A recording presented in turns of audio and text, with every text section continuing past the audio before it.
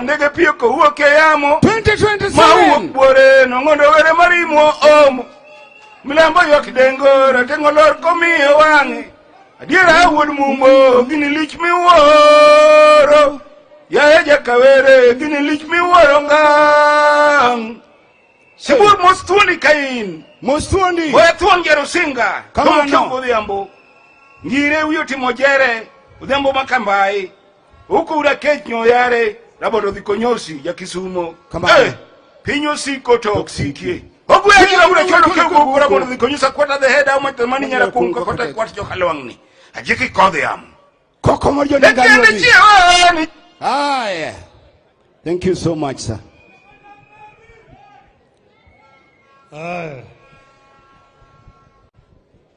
It is a very, very painful thing that we stand here today to send off our brother, our hero, Charles Ong'ondo Were.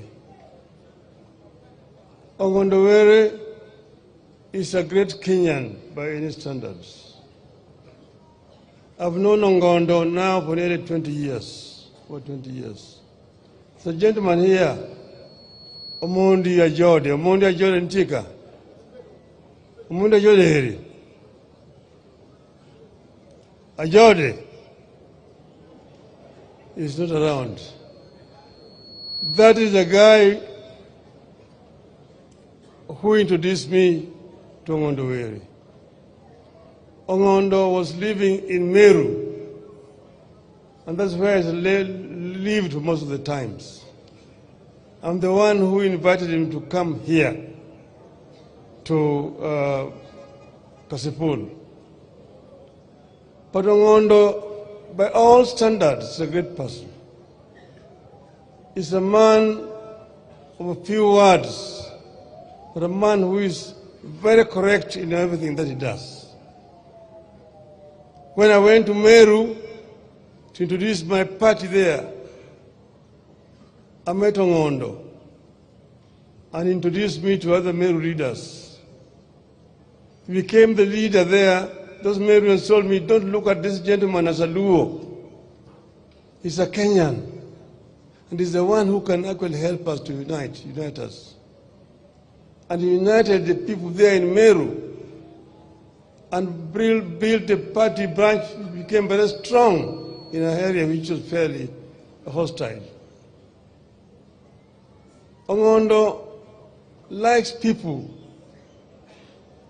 and is a man who does not have any grudge with anybody.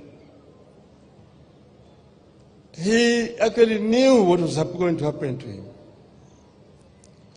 Because when he was celebrating the Pinyeluo earlier this year, we went to a function, and after the function was over, Ong'ondo came and jumped in my car and told me that there's some people who are following me here. He just came in and squeezed himself into my car and told me there's some people here with bad intentions. I'm not going to tell you now, but I will tell you later on. So these people have been trailing Ong'ondo for a long time. And there were people who were known. Ong'ondo knew them. And I hope that the investigation of the police is going to lead to these people so they can be apprehended. Yes, they've already arrested quite a number. But those are basically agents who have been hired. The authors of this crime must be brought to book. Because you see, Ong'ondo is killed. I get a message, Atuli is the one who called me. Oh, Mheshimiwa, one of your members of parliament has been shot and killed. Which one? The MP for Kasipul. Where? They are around the city mortuary. Some people trailed him and shot him. He's been taken to Nairobi hospital. Within 5 minutes of that call, I was in Nairobi hospital. I found Ong'ondo there lying. But these people had been trailing him from the morning, even the day before they had been trailing him. And the people who are known, of course, they have been arrested. But those others will have seen that Ong'ondo is killed, and the following day the social media is full of stories of people who Ong'ondo was killed. People who has killed this killer. If Ong'ondo had been killing people, why has he never been arrested and charged? That's not an allegation against Ong'ondo.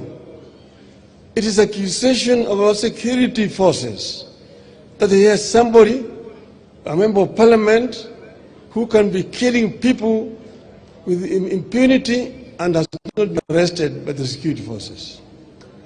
Those people who actually organize those social media reports are themselves the people who are behind this crime.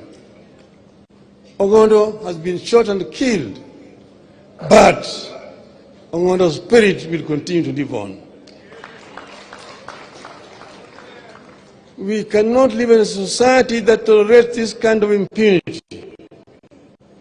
This must come to an end.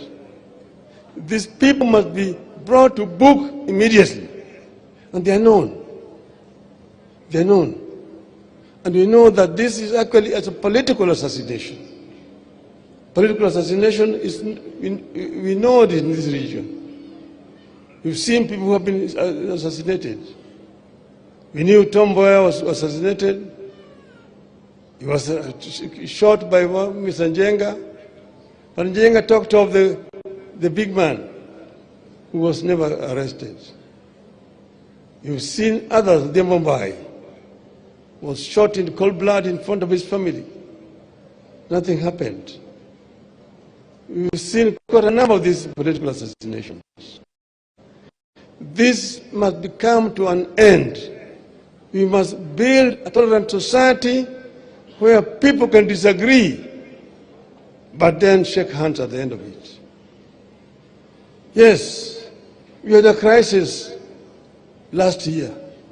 We had a crisis also the year before last. And we were on the streets. But then there's something that Kenya must actually internalize and become a part of our culture. That we can compete very severely. But at the end of it all, people must shake hands and life must continue. Life must continue. That is how democracies are built over the years. Yes, of course, our elections have not been perfect. They're not perfect. We know exactly what has been happening. But Kenya is much more important than individuals. If we break Kenya, there will be no other Kenya tomorrow. We saw what happened in Somalia in 1991. Up to now, there's never been peace in Somalia. Al-Shabaab and all these gangs are roaming around all over the place. People are dying day and night. So we must institutionalize democratic practice in our country where people tolerate each other, where people can compete peacefully, and at the end of it all, people come and shake hands and the country moves on. Yes, we are partners, and we have worked together for a long time. I'm bringing here today condolences from President William Ruto, President Uhuru Kenyatta, and Honorable Stephen Kalonzo Musyoka. They've all sent their condolences to the family here. We, as members of ODM, must remain steadfast, and we must work to unify ODM as a strong political party. Yes, in a political party, there's always differences of opinion on some issues, but the political party itself must have a firm stand on a particular issue. And that's why people can talk and talk this way and this way. Ultimately, there's an official position that will be articulated by the party. And the spokesman of the party is usually the Secretary General, Mr. Sifuna. When Mr. Sifuna speaks, he's speaking on behalf of the party.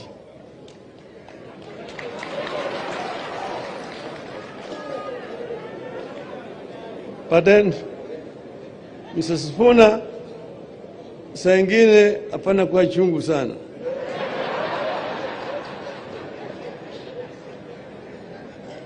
So, we have a firm stand. We have an arrangement with Kenya Kwanza, and we put it in black and white. And there is a 10-point agenda, which is in the memorandum that we signed. And we want that to be fully implemented. I want to thank our members who have joined the government and are working there. We will give you all the support that you need to be able to discharge your duties properly.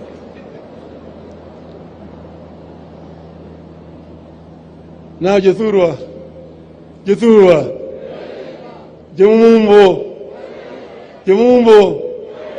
Untie, Uchiek, Jogi Ong'ondo, kata ginege, to Ong'ondo biro dhi nyime.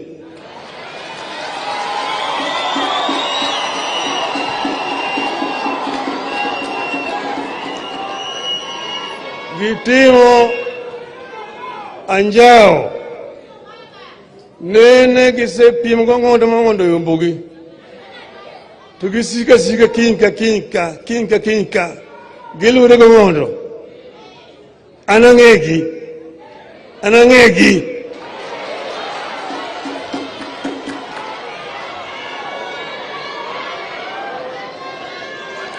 jomojoneki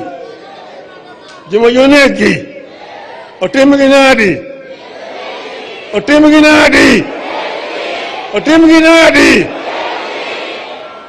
my wachman tiga okwabiye ni Ong'ondo remo Ong'ondo chwe machalo kamari mang'ama no nege toko negi jemonone Ong'ondo otim nadi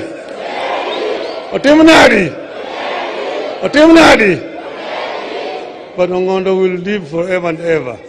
Family Ong'ondo, we will stand with you. We will stand with you. They say the king is dead. Long live the king. Eru kamano.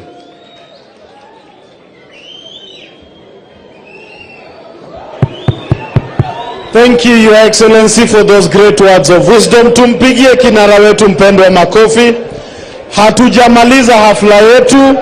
Niombe tuketi.